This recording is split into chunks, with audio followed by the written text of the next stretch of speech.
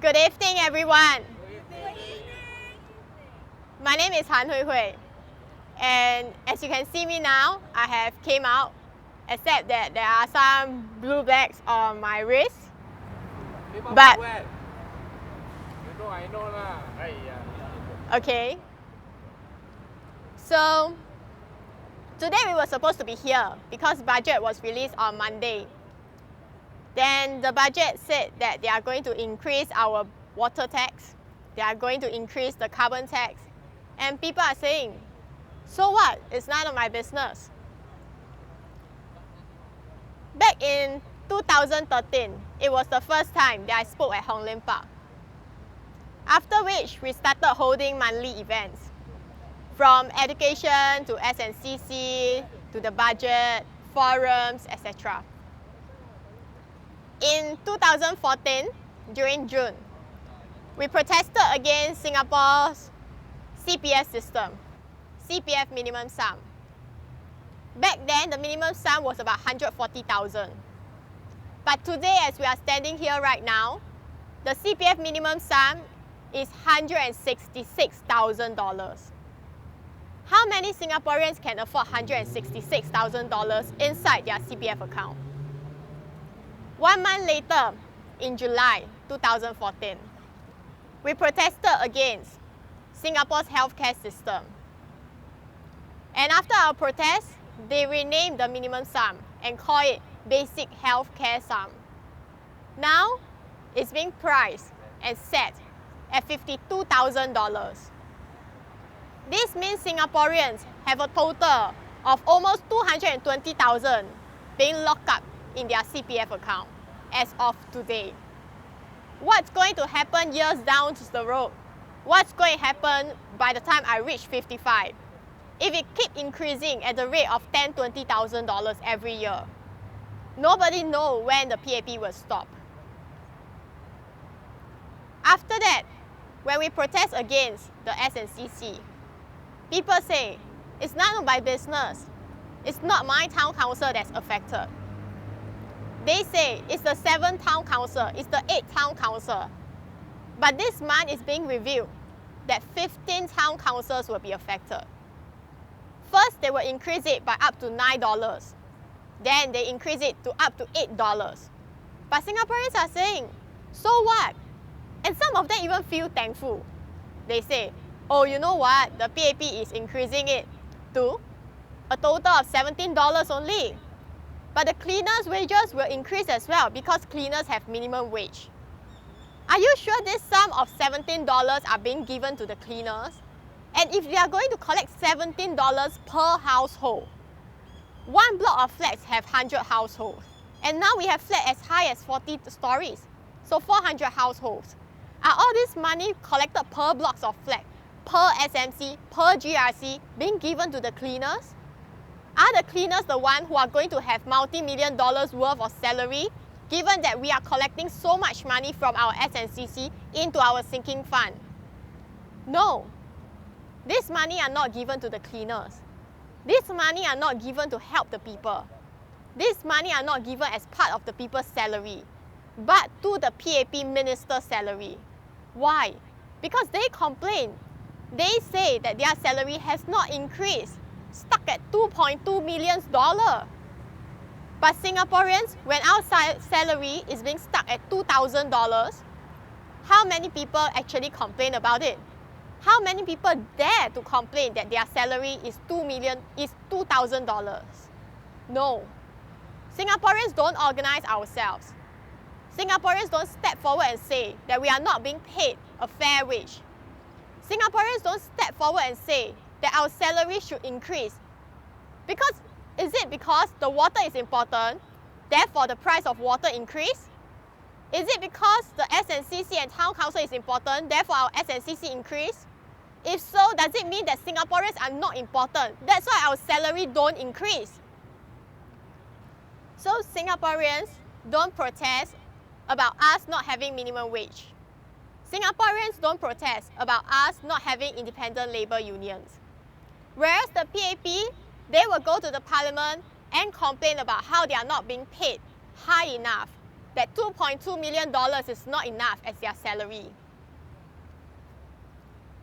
After the SNCC, we protest against a lot of things. We protest against water. Now, they increase it by 30%. 30% means what?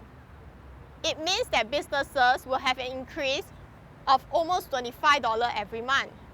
But what kind of businesses? Small businesses. What about big businesses? And who are they going to pass the cost down to? The carbon tax. Who are they going to pass the cost down to? The next issue is that household will have an increase of $18. 3 out of 4 households, or 75% of households in Singapore, will see an increase of $18 every month. 25% will see an increase of more than $18 every month. But do Singaporeans say anything about it? No. Singaporeans keep quiet. Singaporeans stay silent because they think that if they were to complain about this, they will lose the rebate that the PAP will give. Singaporeans believe that if they were to step forward and say something or do something, then things bad will happen to them. Even opposition in Singapore dare not oppose the government. But when PAP was the opposition, they were very proud of being an opposition. In fact, the first Prime Minister of Singapore said, as the opposition, if I do not oppose every single thing, then what is my point of being an opposition? Some people are concerned. They say, you talk so much, but so what? You can't stand for election. The point is, how many Singaporeans can be sure that in the next election, Singaporeans will get so fed up with all this policy that in the next election, all Singaporeans will vote for the opposition, and the opposition will definitely be in power in the next election. It won't happen. Singaporeans are afraid. They will not dare to vote for the opposition. You may see a swing, at most a 20% swing. But how many GRC, how many SMC will become that of the opposition? Nobody can be sure. Why? Because when we were fighting the Return Our CPF court trial, there were activists, opposition, testimony being given and testified in court. Saying what? Saying that the opposition was never part of the CPF protest. The witnesses testified in court, saying that they have never wanted to come to a CPF event and were just people who happened to pass by, who happened to hold flag, who happened to wave cards, to wave the flag, to wave the placards, to blow the whistle. How many dare to say, yes, I spoke at the CPF event. Yes, I'm against Singapore's CPF system. No. When we were protesting against the education system, people stepped forward and they say, I don't like Singapore's education system. Because they didn't went to JC, they went to Poly, they went to ITE. But right after a police investigation, right after the doors were closed, what happened? A dropout from the worst polytechnic in Singapore can suddenly go into a law course, can suddenly be guaranteed lawyer as a future. With that, what kind of lies can this kind of person say in court? All kinds of lies. They can even message and tell you that Singapore's court, every single one has been paid by the PAP, and that the court is just a kangaroo court. They can even say that the kangaroo court will definitely make us guilty. And the judges can even be people who sit on the same bench, be it from the High Court or from the State Court. People who sit on the same bench saying that no, I agree with my friend, therefore the trial will be dismissed. Right on the same day, without any break, without any research, without doing any judgment, but just dismissing it. This is why only in Singapore you can see a judge say that you are guilty, all because of one Facebook posting. One Facebook posting and one is guilty. And just because you step on concrete, how many times have we stepped on concrete to go to the toilet? How many times have we stepped on concrete to come here? But for that, it is only in Singapore you can be charged and found guilty for stepping on concrete. All other countries in this world practice freedom of speech, freedom of assembly. Then people will say, why don't you migrate elsewhere? Why do we always hear them telling us to migrate elsewhere? Why don't the PAP be the ones who migrate elsewhere? They won't. Because it is only in Singapore they will get a salary of $2.2 million. If they were to migrate elsewhere, who will pay them even $2? But in Singapore, $2 can get you a lot of things. Because $1,000 can get you a flat, and $2 can get you AIM. What's AIM? AIM. Who remember the corruption? At Ang Mo Kio, there was corruption. And then what happened? All they need to do is to get Lee Hsien Loong to go overseas. When Lee Hsien Loong is gone, they will say he's not involved. Shouldn't he be the one in charge of his own town council? Or is he the one who is involved in the corruption as well? And once he left Singapore, how do they distract Singapore? By getting someone, the same person who picked up the lift from the ground, the same person who waved to empty blocks of HDB, to make a posting saying that collecting cardboards is healthy. Collecting cardboard is what the elderly wants. And the whole internet start debating on whether the newspaper was 1 kg, 5 kg, 10 kg or 50 kg. But was that supposed to be the issue? That is not supposed to be issue. The issue is that there is corruption at Ang Mo Kio. The issue is that the Prime Minister can't even handle his own town council.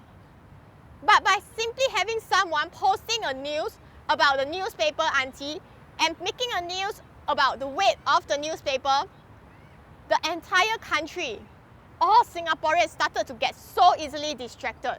They lost the core of the focus. How many of us know that Lee Hsien Loong is still the chairman of GIC? How many of us knows that his wife is still handling Temasek? And every single time we get distracted, every single month, every single year we are being distracted, the money goes into their pockets. You may say, no, they did not go in. How sure are you? They have chairman, they have directorship, they have dividends, they collect salary, they collect administrative fund, they collect their bonuses. The money does go into their pockets. Some people say, maybe I do not want all of my CPF to be returned to me. If you do not want all of your CPF to be returned to you, what about the interest? It is only in Singapore. We get the interest to be at 2.5%. They may say you can get as much as 3.5%, but under what condition? How many of you have read the terms and conditions as to how your CPF return is being made to you? Do you know that if you go to financial institutes and you invest money and the money that is being returned, they will all be returned to you. At most, they can only keep a maximum of 1% or maybe just 0.5% or so as their profit. But only in Singapore, the amount that they can collect from our CPF and the interest that is being earned is in the forms of billions of dollars. And these billions of dollars are not being returned to the people. These are the money that they have earned using your CPF money. These are the money that they have earned even after deducting the administrative procedure. And all this money are being kept by them. The money are not being returned to you. Is this fair? They say, our pledge says that we are a democratic society based on justice and equality. Are we really a democratic society? They are brainwashing the education system and telling the youngs that as long as you get to vote once every 5 years, that is democracy. Are you sure that is democracy? When we go overseas, we admire other countries. But why don't we make Singapore into a country that other people will admire? We can't. Because we have a population right now that thinks that PAP is everything. They think that if the PAP fall, their livelihood will be gone. But think about it, if the PAP falls, if let's say another MP was to resign, will the country fall? No. Because we survive based on the civil and public sector. As long as the people continue working, the country can function as a whole. The next issue, they say we have justice in Singapore. We have equality in Singapore. Do you know that there are a lot of young people who go through theft and get locked up in Singapore? This Wednesday, when I went in the morning, around 11 plus 12 o'clock, I was the 21st female from Singapore's High Court. There are 20 females before me. And this excludes people from family court, from juvenile court, from state court. Every single day, there are at least 45 cases of theft in Singapore. People steal all kinds of things. Children stealing stationeries, parents stealing milk powder.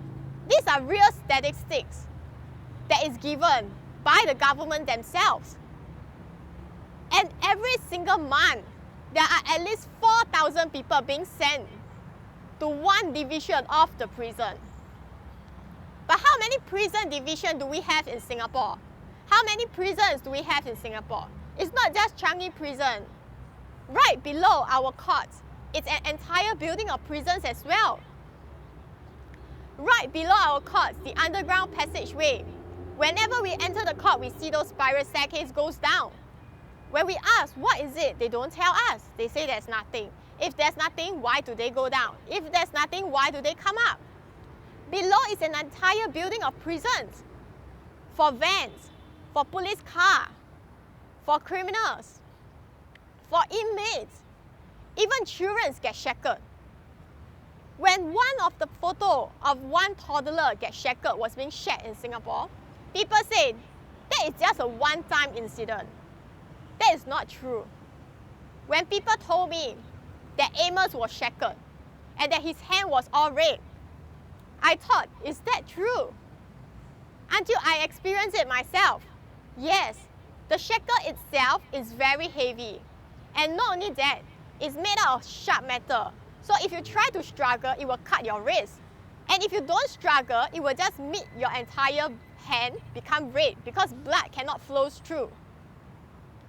So this is what they do. And not only I was shackled, teenagers were shackled. When I was first sent in, I was sent into a juvenile court and locked together with the juveniles. There were people as young as 16 years old, 14 years old. They were all locked inside. And I asked them, shouldn't you be in school? They told me, the reason why they are not in school is because they have to work. Why are young kids working instead of studying? And then we keep giving free scholarship to foreigners to come to Singapore. And these foreigners collect our scholarship, collect our money, and they run out of country. What is wrong with the education system that caused our young fellow Singaporeans not to be educated, to have to resort to theft? And when I ask them, are you afraid? Is this your first time here? They say, no, that's not their first time. Inside, they have been dealing with drugs, everything. When people say that drug industry is rampant in Singapore, that is true. When people make documentaries about going Geylangs to find drugs, that is true. In fact, what are the top 5 locations you can find drugs in Singapore? You can find them in Jurong, you can find them in Geylang, you can find them in Bugis, you can find them in Changi, and you can find them at orchards, especially Clarke Quay too, at all the pubs. It is so easy for people to have drug abuse in Singapore. But people will say, oh, if that's the case, then we should have a high statistic for drug abuse. In fact, the statistic for drug abuse is so high, they don't even dare to review it. The only thing they dare to review is that a lot of these abusers are below the age of 30 years old. And this is not a statistic that we pull from the air. It is a statistic given by the government and reported in the news. This morning, a lot of foreign media started contacting me, telling me that their servers were attacked. that any photos or videos about our case were all being removed. In fact, people who have shared our posting have got your posting being removed as well. And we know that happened last night. And this morning, it was the foreign media whose servers got attacked. It was very obvious because they only delete our photos and our videos. All other news were still available on their sites. Why do they have to resort to this? The thing is, what we Singaporeans want is just to have the rights to exercise our freedom of speech, freedom of expression. What we want is just a country that knows how to care for the people. But now we have an increase in water tax and they don't tell us what is it for. They say there's an increase in cost, but there's no revelation of how much is the increase in cost. They say that they need to cover because their revenue was not enough, but they didn't say what their revenue was. And they are making profit every year. What does it mean that their revenue is not enough? Does it mean that their revenue is not enough to give dividends to their shareholders and directors? Our carbon tax is increasing. Our water tax is increasing. Parking fees, bus fare, all are increasing. The cost of living for Singaporeans generally are all increasing. The only thing that is decreasing is the fighting spirits in Singaporeans. Because Singaporeans are no longer fighting. Many people have given up. Many people have simply migrated elsewhere. But this is the Singapore that we were born, we will grow up in. I spent more than 20 years of my life in Tanjong Pagar Radin Mas SMC. I spent my whole kindergarten, primary school, secondary school, going through the system to JC, etc. And I saw and I know that this Singapore is the Singapore I want my children to grow up in. But this system is not the system that I want my children to experience. Would you want your children to go to school only to know how to praise the PAP? Would you want your children to go to school and have all the childcare that is so expensive that you have no choice but to go to the PAP's childcare? And when you go to the PAP's childcare, all they do is to shake hands with the minister, to the MPs, and learn how to respect them and praise them like as though they are demigods. Is this the kind of system that you want your children to grow up in, where even unemployment rate is increasing, but there's no welfare and no help and no assistance being given to people who are unemployed? They say they will give a second chance, but they're not giving Singaporeans any chance at all. If Singaporeans dare to complain, your job will be given to foreigners. As for those police who used to be against us, look at all their jobs now. Are they sure they are still police? Maybe yes. Maybe those police who took up our case. Maybe the investigation officer of our case, Samantha, she was promoted and now she's leading a troop at Cantonment Police Complex. Maybe the lawyer who took our case up, he is now the Chief Deputy Public Prosecutor in Singapore. To have a government to hire the top 4 lawyers in Singapore to sue you, to charge you, to go against you. To have a government to spend money to get the top 4 lawyers to fight a case against Singaporeans who are elderly, unemployed, not legally trained, without any legal aid. Is this the kind of justice and equality Singaporeans should have? Is this the kind of justice and equality that Singaporeans say they want to have? You may say, nobody asked you to fight the government. Nobody asked you to do this, nobody asked you to do that. And this is precisely what the PAP is very smart in doing. They know that nobody will stand up. They know that nobody will speak up. They know that nobody will step forward. Which is why they have been in power. Which is why they can do corruption. Which is why for $2 they can open an AIM company. Which is why they know even if there's corruption in their town council, even that they themselves screw up, even if they themselves have personal indiscretion, which is just simply adultery. Just say it's adultery. Then what kind of moral values these people have? What kind of concerns, what kind of sympathy or empathy they have towards Singaporeans? It has been more than 50 years And in the next election, we are not going to see any change because Singaporeans can't be bothered. Every single election in Singapore, more than half the candidates are new candidates. And of those new candidates, almost every single one are last-minute candidates. We need Singaporeans to step forward right now. We need Singaporeans to tell the public what exactly is wrong with our system. If we are always going to wait for election, wait for 5 years, wait for polling days, wait until one day I'm going to get my CPF, wait until I'm 55 years old, then by then it's too late. From now to 55 years old, I'm 25 now. And by the time I'm 55, that's another 30 years.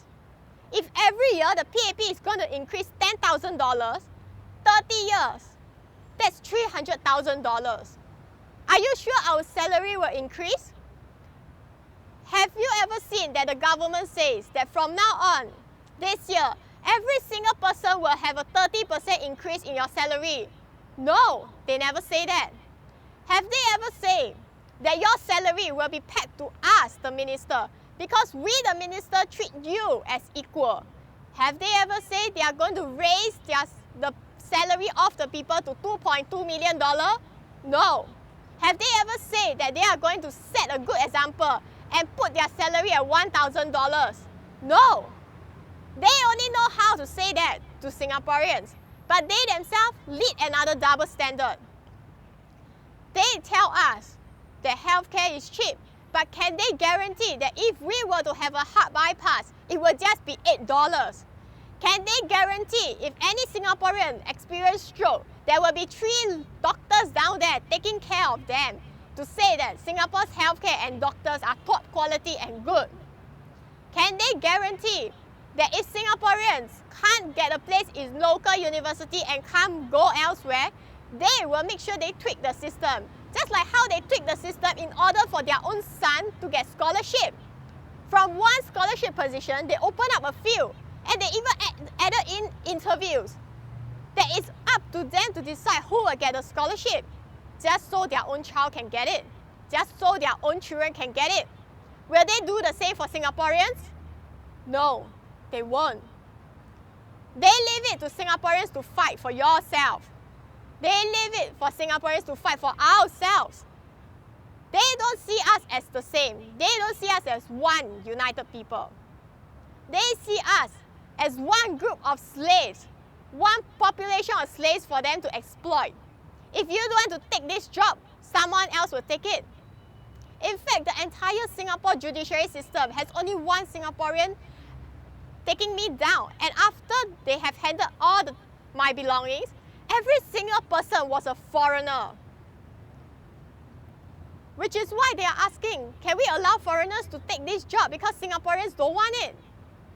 Are you sure Singaporeans don't want to get jobs? Are you sure Singaporeans don't want to work as cleaner?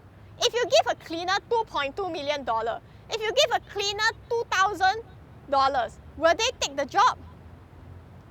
It is not that Singaporeans don't want to work. It is not that Singaporeans don't want to get a job. It is because they are not giving Singaporeans the right wages that will sustain our cost of living. So a lot of Singaporeans, in the end, they resort to theft, which explain the 4,000 inmates per division, which explain the 45 and above, at least 45 cases of theft every single day. Every single day, there's 45 theft, which means when you walk out and you see Sheng Siong, Cold Storage, NTUC outside having signboards saying that people steal things, those statistics may even be lowered. Why? Because once you are being caught shoplifting, they actually give you the option, saying that they are kind, they believe in second chance, and ask you to pay. If you pay for it, only then they will not arrest you. So a lot of people pay for it if they are being caught. But if they are not being caught, they will just take the goods back home because their family needs it. And there are people who get caught, mothers who have just given birth.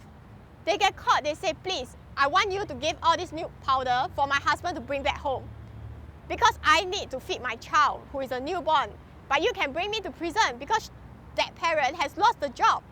And that parent would rather eat what is in the prison than to go back home and nurse her own child. Can you imagine how many single mothers in Singapore do that? Can you imagine how many mothers who even do that when they have a husband outside? Just because one single parent income is not able to feed an entire family. They tell us that birth rate is low. They tell us it is because Singaporeans choose not to. Do you know that marriage rate in Singapore has dropped from in the past, out of 10 Singaporeans, 6, 7 Singaporeans will get married. But now, only 4 Singaporeans will get married. 2 to locals, 2 to foreigners. And that 2 Singaporeans who get married to locals, 1 of them will have a divorce. Mainly because of money. Is this what Singapore society has become? A society that has to resort to stealing. A society where the government steals from the people and the people try to steal from the corporation only to end up in jail. Is Singapore a society whereby Singaporeans get displaced, jobs are being lost to foreigners, and Singaporeans simply do nothing? Because they think that the ComCare will help them. Because they think that 7% GST helps the poor. And the GST is going to be increasing to maybe 10%. But is it really going to help the poor? Does it mean that if the poor go and buy chicken rice, it's $3, and the rich go and buy chicken rice, they will ask, oh, you are richer, so you need to pay GST? Is that the case? Does it mean that the GST the poor is paying for the $3 plate of rice is lower than the GST that the rich is paying? No. They are paying the same amount of GST. So you are taking more money from the poor. You are not helping the people at all. Why don't this government think about how to help the employment rate to be better so that we don't have to change the statistics and pretend the unemployment rate in Singapore is low, where we simply excluded so many people and included so many part-timers? Why do we have to skew statistics in such a way that we can't even say who are Singaporeans and who are PRs? Why must we call them residents? Why can't we know what is the exact situation that Singaporeans are facing now? And they won't reveal. The only way for Singaporeans to really get back your country, instead of a company that's being run by the PAP, is for you to step forward. You need to voice out and you need to know that you are the one working. You are the one who contributed to the growth of the society, not them. You shouldn't let the PAP continue to dictate your life. I may not be able to stand for election, but I can still speak up. I can still write. I can still share. They can delete my posting. They can remove my articles. They can even attack the servers of foreign media who tried to share our posting. But if, let's say, every Singaporean out there is to write about the truth of what is happening in Singapore, if every Singaporean out there is going to write about your own salary, your own housing payment, your increase in water bill, your increase in SNCC, the parking fees that you have to pay, the carbon tax that's being brought down and made for you to pay, if Singaporeans out there can talk about how they are unable to reach their minimum sum, about how the healthcare bills are expensive, if Singaporeans out there can talk about how they have to sell their house in order to retire, how they have to sell their house and resort to living in a smaller house, or even resort to living in rental flat, just so they can survive in Singapore's economy, in Singapore's society, then our country will have a chance to survive. The opposition will have a chance to win the election. But will this happen in the next election? Will this happen if there's a snap election? The answer is very clear. It's no. Because we need at least 10 years to educate the public. Therefore, the decision on whether you want your Singapore to be a better Singapore starts from you and starts from today. Thank you.